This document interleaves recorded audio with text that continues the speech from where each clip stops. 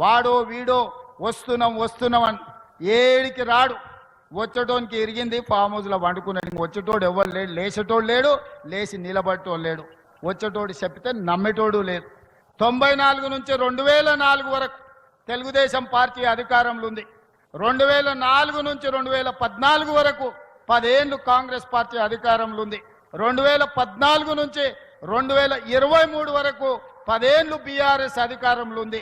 2023 నుంచి 2034 వరకు మనమే అధికారంలో ఉంటాం. చరిత్ర పునరావృతం అవుతుంది. నేను చెప్పింది జరగకుండా ఉన్నది ఒక్కటి లేదు. ఈ రోజు ఈ ఖమ్మం జిల్లా నుంచి రాముల వారి సాక్షిగా నేను చెప్పదలుచుకున్నా. ఆనాడు 10 ఏళ్ళు తెలుగుదేశం, మళ్ళీ 10 ఏళ్ళు కాంగ్రెస్, ఆ తర్వాత 10 ఏళ్ళు బీఆర్ఎస్. ఈ 10 ఏళ్ళు మనది పేదల ప్రభుత్వం, ఇందిరమ్మ రాజ్యం ఉంటుంది. ఆ 10 ఏళ్లలో దేశంలోనే నెంబర్ 1 రాష్ట్రంగా తెలంగాణ రాష్ట్రాన్ని తీర్చిదిద్దుతాం. రేపు జరగబోయే ఎన్నికల్లో 23 డిసెంబర్లో అధికారంలో నుంచి బీఆర్ఎస్ ను గద్దె దించారు. 2024 పార్లమెంట్లో గుండు సున్నా ఇచ్చి బొందబెట్టారు. కంటోన్మెంట్ జూబ్లీహిల్స్ ఉప ఎన్నికల్లో బోడబండ రెఫరెండం అన్నాడు. రెఫరెండం అన్న బోడబండల్నే బండ కింద పాతి పెట్టిండ్రు బీఆర్ఎస్ ను. మీరందరూ చూసారు. సర్పంచ్ ఎన్నికల్లో 66% ఇచ్చి కాంగ్రెస్ పార్టీని ఆశీర్వదించారు. రేపు జరగబోయే మున్సిపల్ ఎన్నికల్లో కూడా అత్యధికంగా 70% పైగా ఏ విధంగా అయితే ఖమ్మం సర్పంచులు 70% గెలిపించిండ్రో రేపు కూడా ఈ ఎన్నికల్లో గెలిపించాలి. మనమందరం కష్టపడాలి. కాంగ్రెస్ పార్టీ జెండా ఎగరేయాలి. దీనికి మీరందరు సిద్ధమే కదా? సిద్ధమేనా?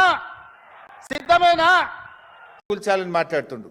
బిడ్డను బీఆర్ఎస్ జెండా గద్దెల దోలికొస్తే నీ గద్దె కూల్త జాగ్రత్త అని చెప్పి హెచ్చరిస్తా ఉన్నాం. దుమ్ము అయిపోతావు బిడ్డ నువ్వు. అయినా బీఆర్ఎస్ పార్టీ నువ్వు కూలిస్తే బీఆర్ఎస్ పార్టీ ఏదో జెండా గద్దెల్లో లేదు, ప్రజల గుండెల్లో ఉన్నది బీఆర్ఎస్ పార్టీ. బీఆర్ఎస్ పార్టీ జెండా గద్దెల్లో నువ్వు కూలిస్తే పోయే పార్టీ కాదు. తెలంగాణ ప్రజల గుండెల్లో పుట్టిన పార్టీ బీఆర్ఎస్ పార్టీ, ప్రజల హృదయాల్లో ఉన్నటువంటి పార్టీ బీఆర్ఎస్ పార్టీ. ఈ హౌలా మాటలు బంద్ చేయి, పిచ్చి మాటలు బంద్ చేయి. 6 గ్యారంటీల మీద దృష్టి పెట్టు. నిన్న కేబినెట్ మీటింగ్ జరిగింది. రాష్ట్రంలో రైతులు ఆశగా ఎదురు చూసినారు. సంక్రాంతికే నువ్వు రైతు బంధు ఇస్తామని ఎదురు చూశారు యాసంగి పంటకు. సరే సంక్రాంతికి ఇయ్యలేదు, నిన్న కేబినెట్ మీటింగ్లోనైనా రైతు బంధు ఇస్తావేమోనని ఎదురు చూసిన రైతులకు నిరాశ మిగిలింది. అరేగా ఎరువుల కొరత ఉంది, దాని మీద ఏమైనా కేబినెట్ మాట్లాడుతుందేమో అనుకున్నాం. రైతు బంధు గురించి ఒక ప్రకటన వస్తుందని ఎంతో ఆశగా ఎదురు చూశారు రైతులు. కానీ మేడారంలో జరిగిన కేబినెట్ మీటింగ్లో రైతు బంధు ఊసే లేదు, ఎరువుల కొరత గురించి చర్చే లేదు, పిల్లల ఫీజు రియంబర్స్మెంట్ గురించి ఇలా 20 లక్షల మంది పిల్లల జీవితాలతో ఆడుకుంటున్నాడు. నేను కేబినెట్ మీటింగ్లో పిల్లల ఫీజు రియంబర్స్మెంట్ గురించి ఒక చర్చ తీసుకుంటారేమో, నిర్ణయం తీసుకుంటారేమో అని ఎదురు చూసిన 20 లక్షల ఎస్సీ ఎస్టీ బీసీ పిల్లలకు నిరాశ మిగిల్చినావు కదా నువ్వు. అయినా ఎన్టీఆర్ గురించి నువ్వు మాట్లాడుతున్నావు. అసలు ఎన్టీఆర్ గారు ఆ పార్టీ ఎప్పుడు పుట్టిందండి? రాహుల్ గాంధీ మన ముఖ్యమంత్రి రాజీవ్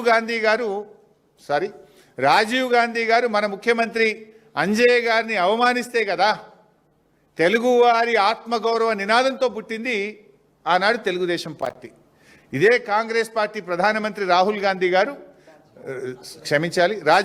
గారు మన ముఖ్యమంత్రి అంజయ్య గారిని అవమానిస్తే ఆ రోజు తెలుగుదేశం పార్టీ పుట్టింది. తెలుగుదేశం పుట్టుకనే కాంగ్రెస్ వ్యతిరేకంగా.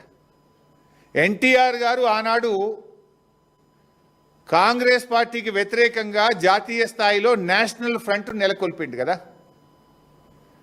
కాంగ్రెస్ భూస్థాపితమే నా లక్ష్యమని ఎన్టీఆర్ గారు ప్రతినబూనిండు కదా. నిజంగా కాంగ్రెస్ భూస్థాపితమైతే ఎన్టీఆర్ గారి ఆత్మశాంతి చేకూరుతుంది. నీకు అంత ప్రేమ ఉంటే పోయి తెలుగుదేశంలో ఉండను, ఎందుకు కాంగ్రెస్లోకి వచ్చినావు? నువ్వు ద్రోహివి నిజంగా చెప్పాలంటే. ఇవాళ తెలుగుదేశం నుంచి బయటకు వచ్చి నువ్వు ద్రోహం చేసినావు కాంగ్రెస్ తెలుగుదేశానికి. ఇవాళ నువ్వు ఎన్టీఆర్ గురించి మాట్లాడే అర్హత ఉందా? ఎన్టీఆర్ జీవితం అంతా కాంగ్రెస్ వ్యతిరేకంగా పోరాడిండు. గల్లీ నుంచి ఢిల్లీ దాకా కాంగ్రెస్ వ్యతిరేకంగా పోరాడిండు. ఆ ఎన్టీఆర్ గారు ఎప్పుడు ఆత్మశాంతి చేకూరుతుందంటే కాంగ్రెస్ ఈ రాష్ట్రంలో భూస్థాపితమైతే ఎన్టీఆర్ గారి ఆత్మ మనశ్శాంతి జరుగుతుంది. సో ఇప్పటికైనా